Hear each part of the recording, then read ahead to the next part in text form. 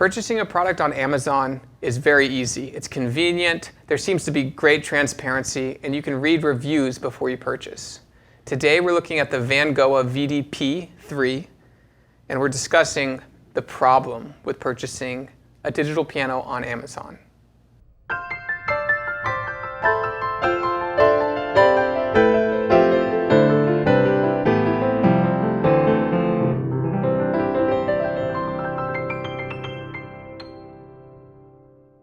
Hi, this is Ted with Alamo Music Center in San Antonio, Texas. I'm Patrick Marr. You can find us online at alamomusic.com. If you haven't already, please subscribe to our YouTube channels, check out our other videos, sign up for notifications, like our videos, leave us comments.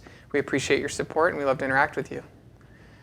Ted, this is an interesting video to make. It is a very interesting video to make. So, for the sake of transparency, this Vangoa VDP-3 was shipped to Alamo Music here in San Antonio. By the way, we have some stores that have opened in Kansas City and St. Louis under Kauai Piano Gallery. So if you're in those areas, go by, check us out, say hi.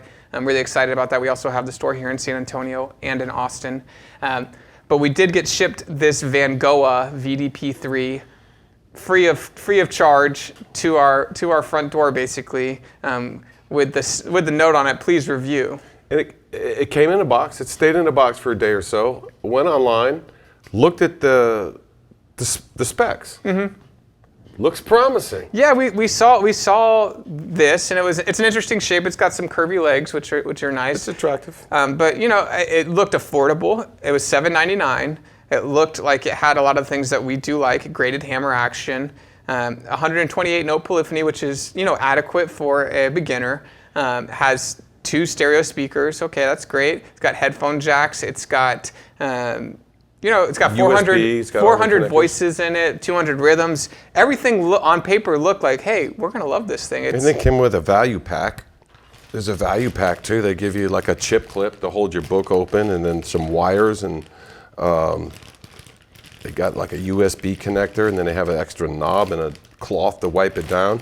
And it came with that purple fringed thing, the dust cover. It's the first keyboard I've ever seen that comes with a dust cover. Yeah, it looks like something from Crown Royal, like royal purple dust cover on it. Stolen off of a granny's vanity. And so very interesting keyboard we put together. We're excited to try it out. And what happened? I don't know. It just, I think the specs were made up because they didn't seem to go with this keyboard. And I noticed over here it says stereo sampled piano. That appears to be the only sound that has some type of stereo imaging. The rest of them sounded like mono. Yeah, so we'll listen to the piano here in a little bit. But we decided, hey, this is a very good learning lesson. It's a good learning lesson. It's a great learning lesson. And we wanted to make this video to highlight some of the issues with direct buy with one click of a button, solutions for your purchasing. This, I don't have a whole lot of good to say about this keyboard, number one. The first thing that bothers me a lot is, traditionally in a lot of these videos, I've often said that if you go through the trouble to design, engineer, and consider the cost of setting up the manufacturing of a product, in this day and age, the world is so competitive and the buyer's market is so competitive that it is almost impossible to put out a weak, lesser than adequate product in this day and age. And this thing has kind of changed my mind about that, because I'm really not impressed at all, and you'll see when you get to listen to it. My main complaint on it is it's like it was compiled without any knowledge of details. They bought these sounds that had their own attack, decay, sustain, and release. No matter what you do with the keyboard or the pedals, the piano will not cut off at a certain time. Neither will the organs, the electric pianos. They always kind of go on as if you're playing it without a pedal. Mm-hmm. And if you do hold down the sustain, there is this one tone that seems to ring right up around in that section that never goes away. And it's just there. There's imbalance in the notes in terms of volume. And if it's graded hammer, I couldn't tell because none of them are even. And it's not like it goes heavy to light. It's very inconsistent. The tone, the touch, it's just inconsistent. It's interesting because this has 4.5 stars on Amazon. I know. It rates high. It reads great. And it has the features that you think you would want. And to a novice, it seems like it might be a good place to start. And we don't carry this brand, and there's a reason why we don't carry this brand. Right. But also, it's hard to explain why this is so bad without showing you guys what it sounds like, and to say what is it missing that things similarly priced, because $799 is not an entry line price. I would say no, it's not. You can get a really damn good piano for $799. Yeah, no, there are some great options out there at $799, and so hopefully with this video, we reach some people who are considering this instrument or considering an instrument in this price range, and the first thing we say is stop and get more information. And I think the big danger, the problem, the problem with purchasing on Amazon is it's kind of the masses are saying, okay, this is fine, it's decent, it's acceptable. And if you showed this to a teacher, if you showed this to a technician, if you sat with it for longer than 15 minutes before deciding what you were trying to buy, you would quickly realize that at this price point, there are some way better options from some reputable manufacturers who have better warranties, they just have There's better things within reach of this budget, even lesser than this budget. And the other thing that I was not thrilled with is this is the warranty card, and then this is the product guarantee card that they issue to you, that you're guaranteed to have a guarantee, and then this is the warranty. And basically what it says is that all things, no matter what happens, you go to the dealer. So that means the dealers are going to be getting a lot of these things probably coming back, would be my imagination. Only because it has 400 and some odd sounds in it, but I quit counting.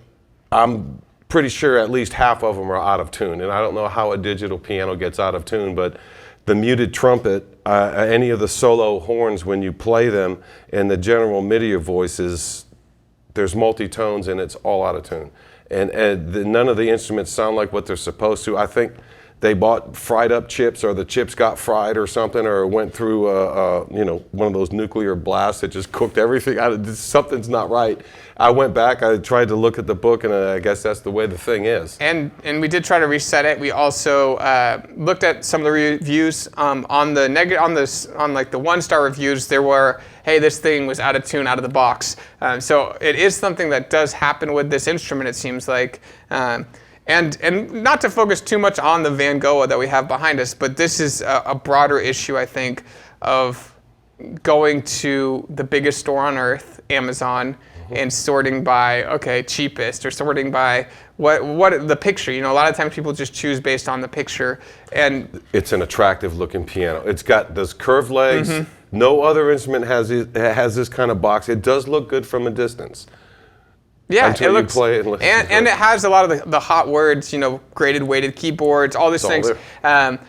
And it's $799. It's kind of in the same price range as the entry line Yamaha Arias products, the entry line Kawai KDP products. Roland has products that are their RPs, or you can start off around this, the RP103. You can start off around this price point and get a really quality instrument. Absolutely. And so we wanted to make this video. Do not base your purchase decision off of a couple reviews, off of sorted by featured products on Amazon. There's a plethora of information out there. We really highly recommend going out and trying these things, listening to them, going to your store. There's a lot of nice people out there, and a lot of these products are protected by manufacturer pricing. So the same Yamaha keyboard at our store versus a store wherever you're located is going to have the same price made by the manufacturer, so that you feel like you can get that same value at every stop, and that you don't have to make a trip somewhere or buy from online and say this is the only place I can get it for this price. And a lot of friendly people out there working at your local music stores. A lot of teachers would love to go with you and pick out an instrument and just have a little bit of say on what are the benefits of spending a little bit more, or is this the right instrument in this price point? There's a lot, and in some of our videos we try to highlight this, and so just an interesting learning experience getting the Vangoa VDP-3. I think we're going to listen to it here. In defense of my playing, I do have to say this, and this is not anything overly compelling, but it is interesting. If you're playing any keyboard, any piano, any instrument, and what you're used to or normal expectations are when you play. If something extremely strange and foreign and unmatched comes into the equation of you playing that music, it begins to be very impossible to try to play the instrument when the data reception that's going into your sensory, both your eyes and your ears are in disbelief, and so all of a sudden your personality's in there like, what the hell is going on? This is a hard piano to play. I struggled with playing this thing only because the sounds are not good and they don't seem to connect to whatever you do when you play. And my suspicion is this thing was designed on paper to hit all the key things, and then the bare minimums were thrown together to make a machine. That's what it seems like to me. Why don't you have a listen and decide for yourself?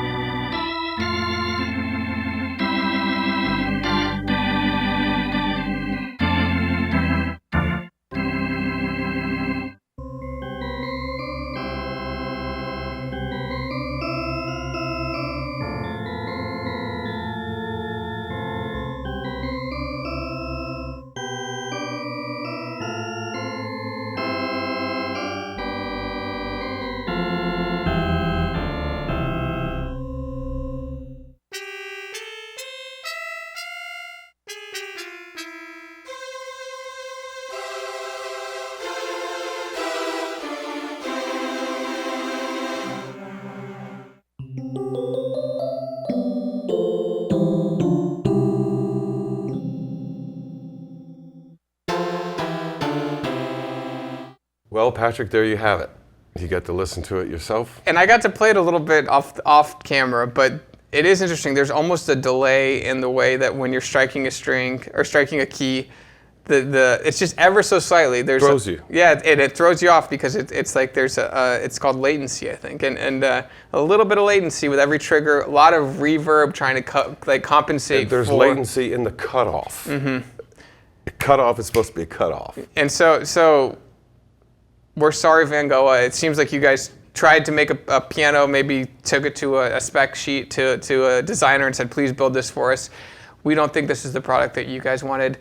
I don't think this is the product consumers want. I would highly recommend looking in the $799 range. I believe Arius and KDPs from Kawai, from Yamaha are Roland's got stuff in a that little price bit range more, too. but kind of in that same price range. I would say another $100. You're looking at entry line in-home digitals that have the legs, and so you can assemble it. It comes with a bench. Just I think a way better bang for your buck. And then, you know, if $799 is the cutoff, I would say spend a little bit less and get a carrying keyboard with a stand, because you can get a better value at a lesser price. And so that's the Vangoa VDP, and this is, you know, our perspective on the problem with Amazon and a very easy trap to run into. We were sent this. We thought, hey, you know, this looks great on paper. It's got 128 note polyphony. It's got weighted keys. It's affordable. It's got good reviews. And it did not live up to the hype. No. Thank you guys for watching. If you have any questions about any digital pianos, please don't hesitate to reach out to us, alamomusic.com. We have some great inventory there, great products available. We also would love to help you guys find the right instrument. If you need guidance, if you're in a different part of the world, we are open to helping anybody find that right instrument for you. Ted Barslew, I'm Patrick Marr. Thank you guys for watching.